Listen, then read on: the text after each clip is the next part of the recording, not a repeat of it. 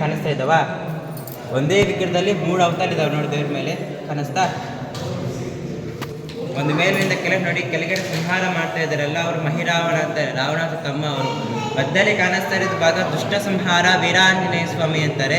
ಇನ್ನೊಂದು ಅಭಯ ಇಟ್ಕೊಂಡು ನೋಡಿ, ಅಭಯ ಕಾಣಿಸ್ತಾ, ಅವ್ರ ಅಭಯ ಆಂಜನೇಯ ಸ್ವಾಮಿ ಅಂತಾರೆ.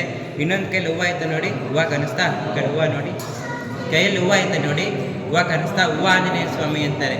ಈ ಥರ ಒಂದೇ ವಿಗ್ರಹದಲ್ಲಿ 3 ಅವತಾರ ಇರೋದು. ನೀವೇನಾದರೂ ಸಂಕಲ್ಪ ಮಾಡ್ಕೋಬೇಕಾದ್ರೆ ಎಲ್ಲರೂ ಓಂ ಹನುಮಂತಕೊಂಡು ನಿಮ್ಗೆ ಏನಾದರೂ ಸಮಸ್ಯೆ ಇರಲಿ 45 ದಿವಸ ಒಳಗಡೆ ಹೊರಟೋಗ್ಬೇಕು ಅಂತ ಪ್ರಾರ್ಥನೆ ಮಾಡ್ತೀವಿ, ಆಯಿತಾ. ಇನ್ನೊಂದು ನೋಡಿ, ಮೇಲೆ ಶಿವನ ದೇವಸ್ಥಾನ ಇದೆ, ದುರ್ಗಮ್ಮ ದೇವಸ್ಥಾನ ಇದೆ. ಆ ಸೆಕೆಂಡ್ ಫೋಟೋ ನೋಡಿ ಗುಹೆ ಥರ ಕಾಣಿಸ್ತಾ ಇದೆ ಅಲ್ವಾ, ಸೆಕೆಂಡ್ ಫೋಟೋ ನೋಡಿ ಗುಹೆ ಥರ ಕಾಣಿಸ್ತಾ ಇದೆಯಲ್ಲ, ಅದು ಆ ಕಾಲದಲ್ಲಿ ಸೀತಾ ಮಾತಾ ದೀಪಾಂಸುರ ಭಾರ್ಯ ಇರು.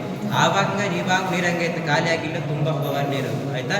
ಏನೋ ಸಂಕಲ್ಪ ಮಾಡ್ಕೋಬೇಕಾದ್ರೆ ಇಲ್ಲಿ ಗಜಸ್ತಂಭ ಇದೆ ಅಲ್ವಾ, ಒಳಗಡೆ ಗಜಸ್ತಂಭ ನೋಡಿ, ಆ ಗಜಸ್ತಂಭ ತಲೆ ಬಳಸ್ಕೊಂಡು ನೀವು ಸಮಸ್ಯೆ ಹೇಳ್ಕೊಂಡು ಪ್ರದಕ್ಷಿಣೆ ಮಾಡಿದ್ರೆ ಸಾಕು, 45 ದಿವಸ ಒಳಗೆ ನೀವೇನೋ ಸಂಕಲ್ಪ ಮಾಡ್ಕೊಂಡು ಆಗ್ತದೆ, ಆಯಿತಾ. ಎಲ್ಲರೂ ಓಂ ದುಷ್ಟ ಸಂಹಾರ ವೀರಾಂಜನೇಯಾಯ ನಮಃ ಅಂತ ಮನಸ್ಸಲ್ಲಿ ಪ್ರಾರ್ಥನೆ ಮಾಡಿಕೊಂಡು ನಿಮಗೆ ಏನಾದರೂ ಸಮಸ್ಯೆ ಇರಲಿ 45 ದಿವಸ ಒಳಗಡೆ ಹೊರಟೋಗ್ಬೇಕು ಅಂತ ಪ್ರಾರ್ಥನೆ ಮಾಡ್ಕೊಂಡ್ರೆ ಎಲ್ಲರ ಮನೆಯದೇನು ಪ್ರಾರ್ಥನೆ ಮಾಡ್ಕೊಳ್ಳಿ.